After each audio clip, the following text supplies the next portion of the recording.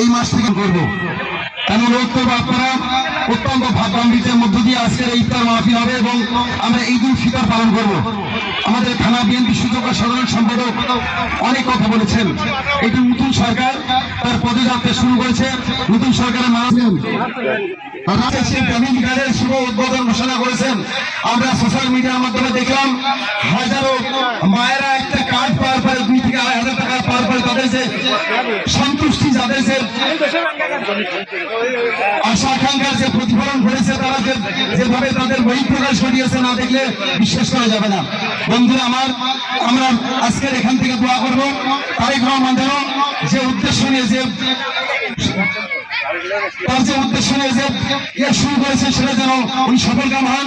আমরা দোয়া করবো আমাদের প্রিয় নেতা শহীদ প্রিয় নেত্রী দেশ খালেদা জিয়া, উনি কিছুদিন আগে শাহাদাত বরণ করেছেন। আল্লাহ ওনাকে যেন বেহেশতে নসিব করেন।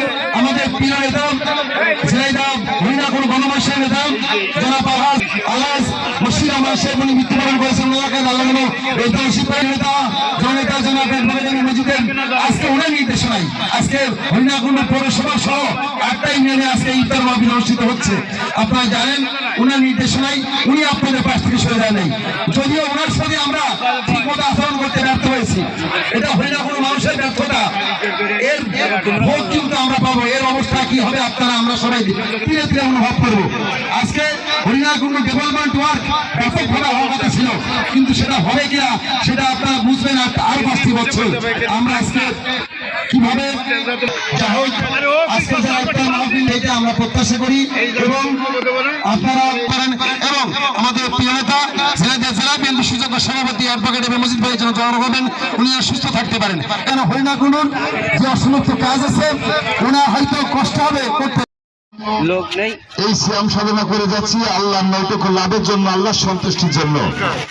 আর আল্লাহ আজকে আমাদের এই ইফতার মাহফিল দেওয়ার সুযোগ করে দিয়েছেন এবং আমরা যারা উপস্থিত হয়ে ইফতারে শরীক হয়েছি, আমরা আল্লাহর কাছে শুকরিয়া স্বরূপ আদায় করি আলহামদুলিল্লাহ। আমরা সবাই বলি আলহামদুলিল্লাহ। ভাইরা আমার, যেহেতু একটা দলের তরফ থেকে এটা ইফতার মাহফিল, সেহেতু দুটো কথা বলতেও হয়। আপনারা জানেন গত কিছুদিন আগে 12 তারিখে, গত মাসের 12 তারিখে বাংলাদেশে একটা নির্বাচন হয়ে গেছে, যার ভিতর দিয়ে এই দেশের ভাগ্য নির্ধারণ করা হয়েছে। আর মানুষ, এদেশের মানুষ ভুল করলেও আমাদের মনে হাসি নাই, খুশি নাই। এই ভারাক্রান্ত মন নিয়ে আপনাদের সামনে দাঁড়িয়েছি দুটো কথা বলার জন্য, এই কারণে যে এটাই শেষ না।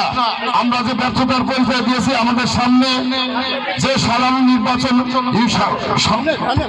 নির্বাচনের জন্য আমরা এখন থেকে প্রস্তুতি নেব এবং আমরা সেই নির্বাচনে আমাদের এই গ্রামীকে ধুয়ে আমরা যেন আমাদের অবস্থানকে শক্ত করতে পারি। আমাদের মজিদ হাতকে শক্তিশালী করে এই বিএনপিকে শক্তিশালী করতে পারি। এখানে অন্যান্য যে ক্যান্ডিডেট দেওয়া হবে, উপজেলা চেয়ারম্যান, পৌর চেয়ারম্যান, মেয়র এবং ইউনিয়নের মেম্বার এবং চেয়ারম্যান, যাতে আমরা বিজয়ী করতে পারি, সেই লক্ষ্যে এখন থেকে আমরা শপথ নিয়ে কাজ করে যাব এবং সামনের দিকে এগিয়ে যাব। আপনারা লক্ষ্য করেছেন যে আমাদের সরকার গঠন করার সময় ইশতেহারে যে কয়টা পয়েন্ট উল্লেখ করা হয়েছিল, আজকে 20 দিন সরকারের বয়স, তার ভিতর দিয়েও কিন্তু বাস্তবায়ন আপনারা লক্ষ্য করছেন। আজকে ইনশাল্লাহ আমাদের মাননীয় প্রধানমন্ত্রী তারেক রহমানের উনি উদ্বোধন করেছেন। আমরা কথা দিয়েছিলাম সেই কাঙ্ক্ষিত ফ্যামিলি কার্ডের, আমরা অল্প দিনের ভিতর কৃষি কার্ডের উদ্বোধন করবো ইনশাল্লাহ।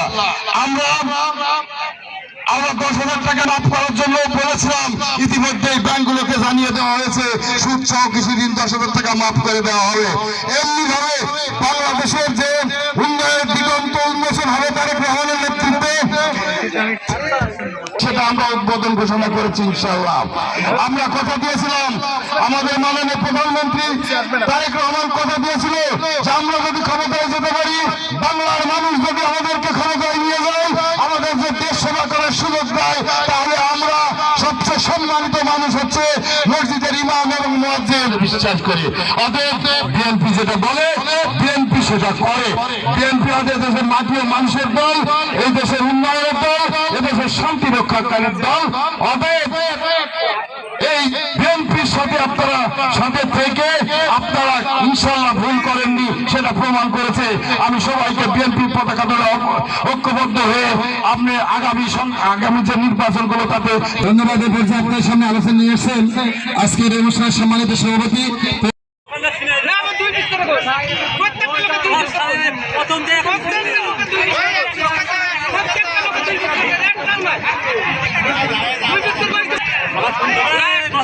আমরা